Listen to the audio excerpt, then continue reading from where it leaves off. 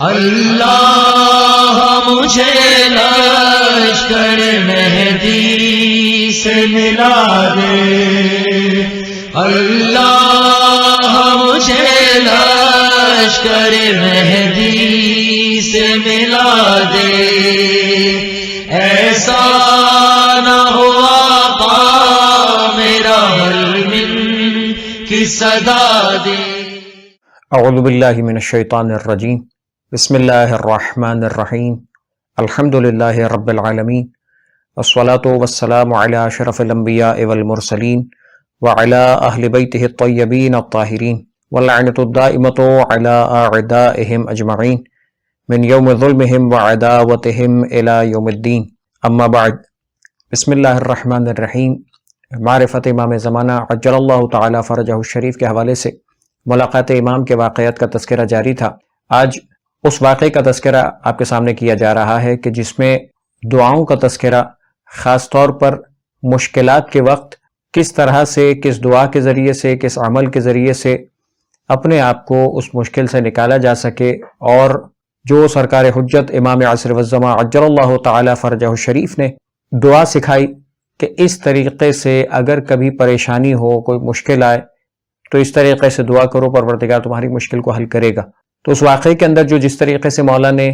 اس fridge اور کشائش کا تذکرہ کیا، اس دعا کو کہا گیا دعائے فرج۔ آخر میں تذکرہ آئے گا اگلی نشستوں میں کہ دعائے فرج کے نام سے، اصل میں دعائے فرج یعنی آسانی، کشائش،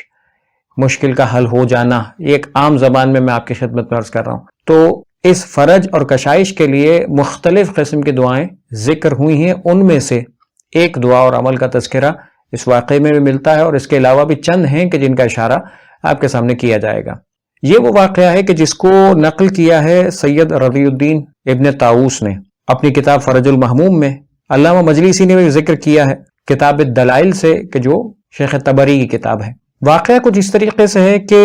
وہ کہتے ہیں کہ ایک اور واسطے سے ذکر کیا کہ ابو الحسین ابن ابی البغل الکاتب، اس شخص کا واقعہ ہے، اور ان کے واقعے میں تذکرہ اس طریقے سے ہے کہ یہ شخص یعنی ابو الحسین، یہ شخص ابو منصور ابن صالحان،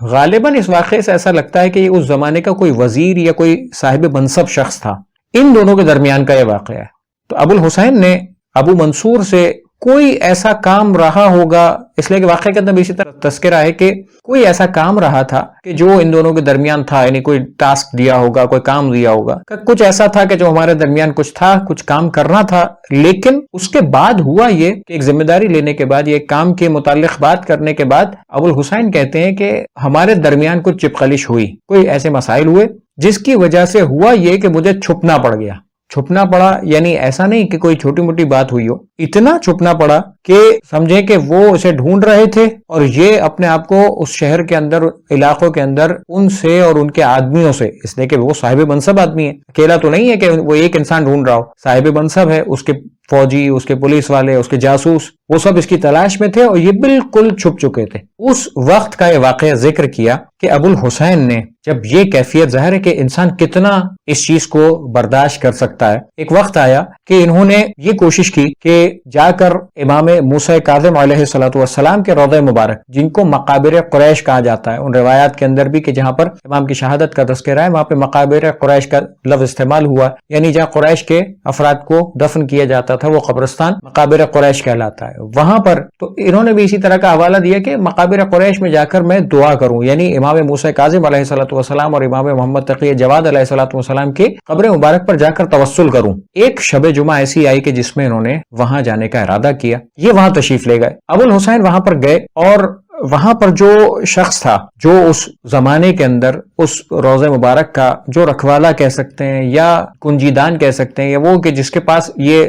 کھولنے بند کرنے کا اختیار تھا، کہ اس کے پاس جا کر اس نے ایک خواہش ظاہر کی کہ کیا یہ ممکن ہے کہ میں توسل کرنا چاہتا ہوں، چھپتا چھپاتا پھر رہا ہوں، میں آج کی رات اندر رہ جاؤں اور تم باہر سے دروازہ بند کر دو، آج کی شب مجھے توسل کرنے دو مولا کے ساتھ۔ وہ شخص مان گیا، نے کہا ٹھیک ہے۔ اتفاقاً ایسا ہوا کہ وہ رات ایسی تھی جس میں بارش، آندھی، طوفان اور اس طرح کے موسم کے حالات بھی خراب تھے، تو ڈبل بینیفٹ یہ ہوا کہ ایک طرف سے تو موسم ایسا تھا جہاں لوگوں کا آنا ویسے ہی کم ہو جاتا، یعنی چونکہ ایسا موسم ہو تو لوگ گھروں سے باہر نہیں نکلتے، تو روزے کی طرف نہ آئے، اور خود انہوں نے جب روزہ خالی کروا کر آخری دروازہ بند کر دیا تو اسے اندر رہنے دیا اور وہ چلے گئے۔ یہ اس رات کا واقعہ ذکر کیا جاتا ہے کہ کہتے ہیں کہ میں اکیلا تھا، توسل کر رہا تھا مولا سے، یعنی مانگنے کی کوشش کر رہا تھا۔ اس دن اس رات میں میں نے محسوس کیا کہ ایک مرتبہ امام موسیٰ کاظم علیہ السلام کی طرف سے